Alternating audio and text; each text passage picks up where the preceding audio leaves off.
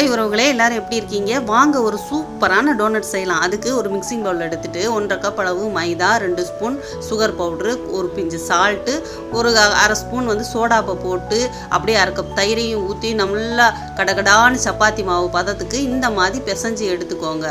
அவ்வளவே தாங்க. நம்ம சப்பாத்தி மாவு பதத்துக்கு பிசைஞ்சு எடுத்துட்டு அப்படியே ஒரு காட்டன் கிளாத் போட்டு இதை ஒரு 1/2 hour ஊறுறதுக்கு நம்ம அப்படியே தனியாக எடுத்து வச்சிடலாம். பாருங்கள், 1/2 hour ஆயிடுச்சு. மாவு நல்லா ஊறிடுச்சு, சாஃப்டாகவும் இருக்குது. இப்போது நம்ம இதை உருண்டைகளாக நம்ம எடுத்து வச்சுக்கலாம்.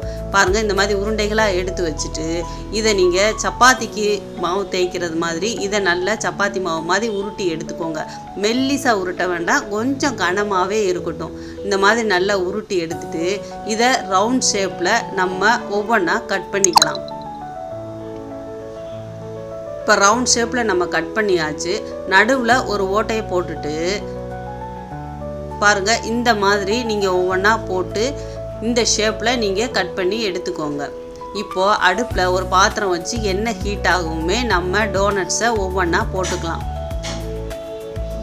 இப்போ போட்டுட்டு இதை நம்ம அப்படியேவும் ஒவ்வொன்றா திருப்பி விடலாம். இது சீக்கிரமாகவே வெந்துடும்.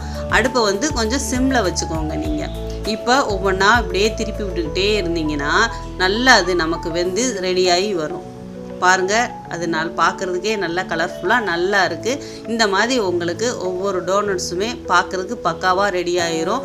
ஒரு 5 நிமிஷம் போல் சிம்மில் வச்சு நீங்கள் வேக வச்சு எடுத்திங்கன்னா போதும். இந்த மாதிரி ஒவ்வொன்றையும் எண்ணெயில் பொரித்து எடுத்துருங்க. பாருங்கள், பார்க்குறதுக்கே அழகாக இருக்குது. சாப்பிட டேஸ்ட்டாக இருக்கும். பசங்களுக்கு ரொம்ப பிடிக்கும். ரொம்ப காஸ்ட்லியாக கடையில் நீங்கள் வாங்கி இதெல்லாம் கொடுக்கணுன்ற அவசியம் இல்லை. வீட்டிலேயும் டக்குன்றதுக்குள்ளே இதெல்லாம் செஞ்சிடலாம்.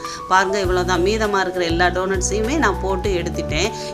இதை இப்படியேவும் சாக்லேட் சிரப்பில் அப்படியே டிப் பண்ணி எடுத்து நீங்கள் பசங்களுக்கு கொடுக்கலாம். நீங்கள் சாப்பிட்டாலுமே வேறு லெவல் டேஸ்ட்டாக இருக்கும். சூப்பராக இருக்குங்க. இப்போ இதுக்கு மேலே கூட நீங்கள் கோகனட் பவுட்ரு கூட போட்டுக்கலாம். டெக்கரேஷன் நீங்கள் உங்களுக்கு என்ன வேணுமோ அதை பண்ணிக்கலாம். உங்கள் சாய்ஸ் தான்.